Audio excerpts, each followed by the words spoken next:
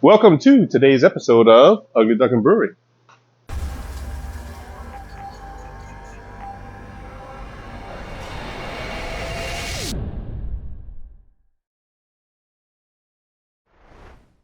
It's going to be a different one today, right, Brandon? Oh my God, it's so different. Well, we struggled over this one. Many debates on ways to do this. Like we almost fought. Even. I'm being honest with y'all. It's a thing. It's a thing. So, I don't know if you can tell by what you see out here right now. Probably not. But instead of a beer today, we're going to be brewing a hard seltzer. And we're going to make it a blueberry, correct? Yes, we are. So, we figured we'd try something a little different. We have some friends that enjoy drinking these. So we figured, hey, why not have this on tap at our bar? That way we have different options of different things to drink. You know, we may have a beer, we have bourbon, we have scotches, we have tequilas. You know, hey, let's throw another one in there, right? Hard seltzer. Hard seltzer. Send it. Blueberry. If this works out, Brandon wants to make a wine cooler / Well, you're just gonna it's fine. It's fine.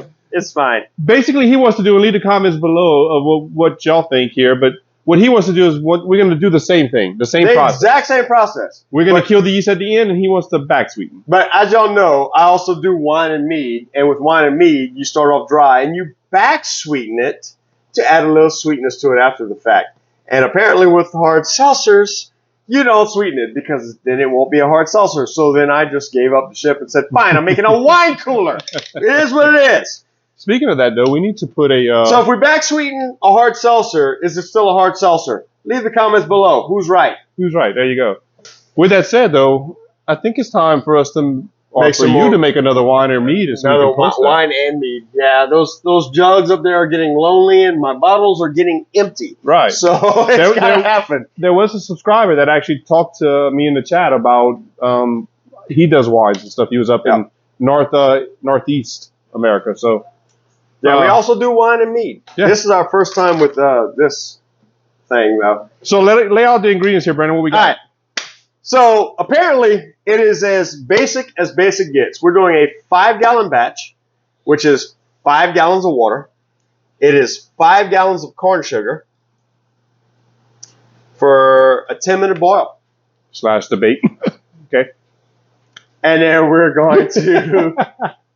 y'all just don't know. Okay, 5 gallons of water, 5 gallons of corn sugar, 10-minute boil, and that's just to sanitize it and kill off all the bacteria in it. We're basically making a corn sugar simple syrup. Is basically what we're doing.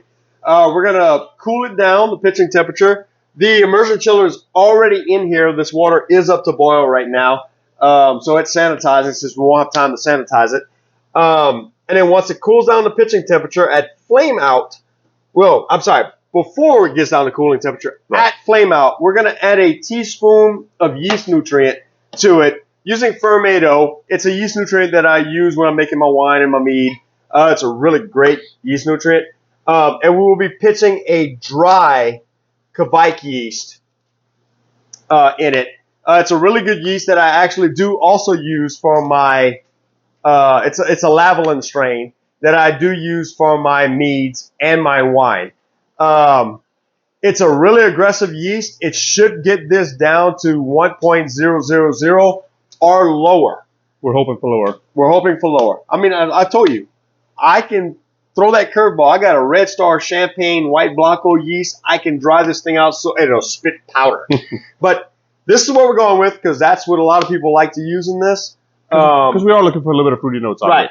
And this will throw some fruity notes. Yes, we are doing a blueberry. Yes. We're using the Brewer's Best Blueberry all natural flavor extract in this. And they've been pretty good about them saying this is good for a 5-gallon batch, and it kind of works out. Again, we'll do like we did with the beer, where we'll go 3/4 of it and then add more if we need to.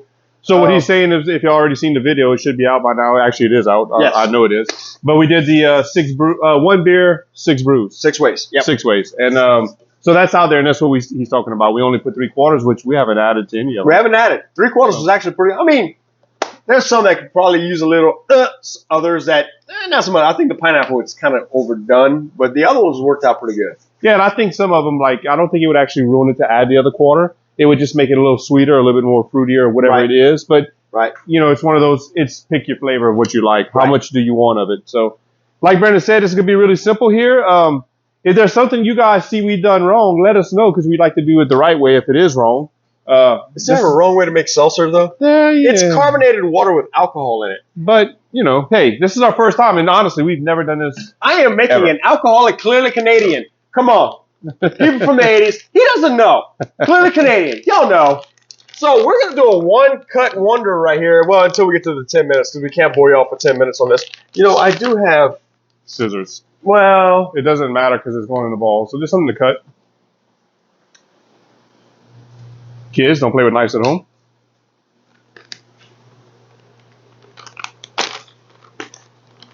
you need to sharpen your knife, sir. That didn't look too sharp. It cut, didn't it? It'll kill. Oh, It wait. will kill. All right, so here we go. All right, Nice so- and. We're going to, This feels so wrong. I feel like I'm well, hold cheating. on. No. I feel I like want to actually whirlpool this to help stir this because kind of like when I'm making my wine and my mead, I have learned that if you do not keep this water moving, you can scorch this sugar really easily. I feel like I'm cheating though. This feels like an extract brew. It kind of does. All right, send it. Slow wins the race on this one. I actually think I'm using the wrong tool for this. Well, I'm just a little worried about the steam coming up and hardening the Coagulating sugar it? in the Yeah. bag. Yeah. And my hand is getting hot. I am using the wrong tool. I'm about to switch. Go ahead. Get that other one up. You good? Yep. There you go.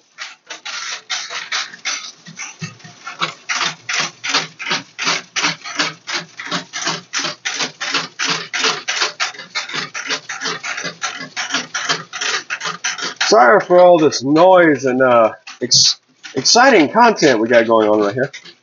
Would this be considered a mash in? It would be.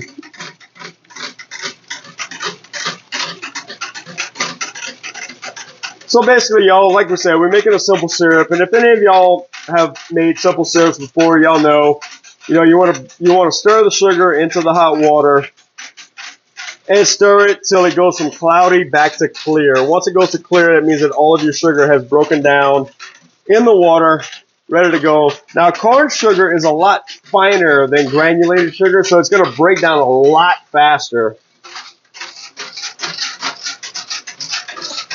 Actually, that's pretty clear already.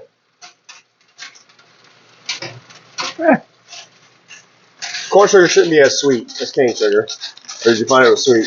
Well, a little sweet. I was hoping it would taste like powdered sugar. No. Because it actually looks like it.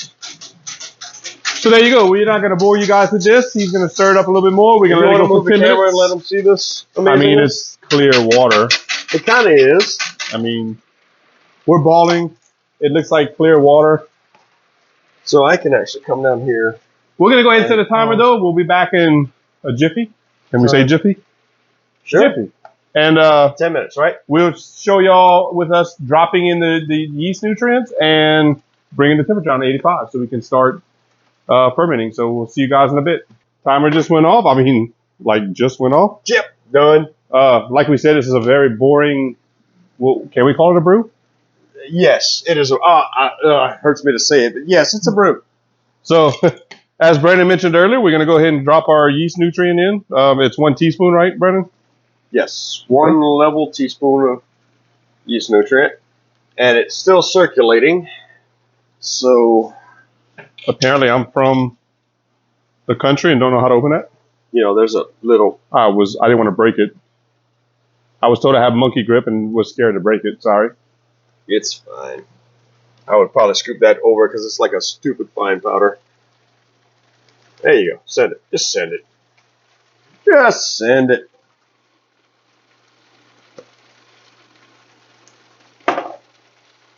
Yeah, I'll say rinse. Rinse, repeat. Not my first rodeo. There you go.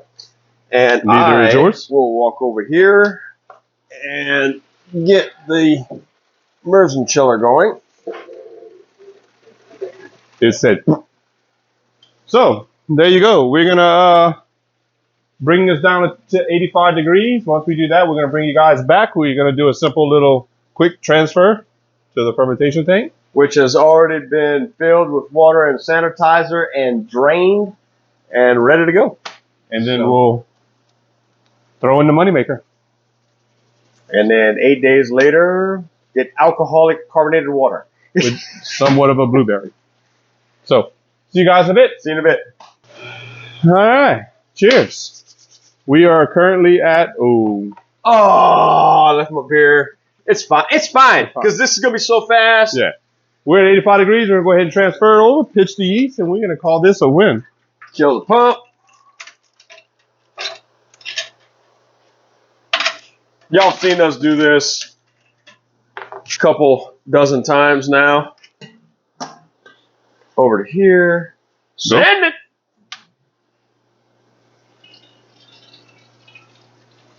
Water. I would say, do y'all see that beautiful color? But, yeah, about that. It is slightly yellow in here, which is supposed to be. It should be. So the only thing we might do here, and I don't know if others do it when they make this, is, of course, like we said, Brandon does wine and meads over here. We may end up adding, what is that you add in wines to drop everything out?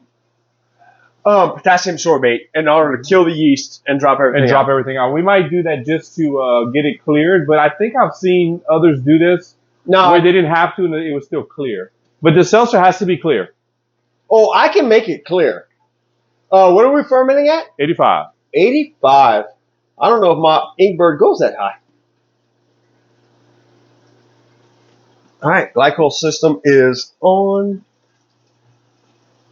Probably won't need. Now, I mean, if you want, we can do the whole kind of like racking thing where we can add the, which I don't think we're going to need. Because with the cold crash, you ought to be able to clear it up pretty good. I don't think this has a cold crash, though. From what I've seen, it ferments for 4 days at 85 degrees. When your numbers are right, at 1.000 or below, you pretty much send it to No, you have to cold crash. You still got to drop the yeast out of solution. You don't want to put yeast. Well, we're not bottling, we're kegging, but you don't want the yeast to carry over because if there's any residual sugars, you'll have a bottle bomb. I think this adds a little bit of fruitiness to it. It does. So I don't think you want to drop. We're going to do a little bit more research before we get there, and we'll let you guys know because obviously by the time you see this, it'll be kegged. Oh yeah, we'll be tasting it. Yeah. I'll be like, it's not sweet enough. I'm making a wine cooler. You're gonna probably have to do the whole tilt method towards the. Yeah.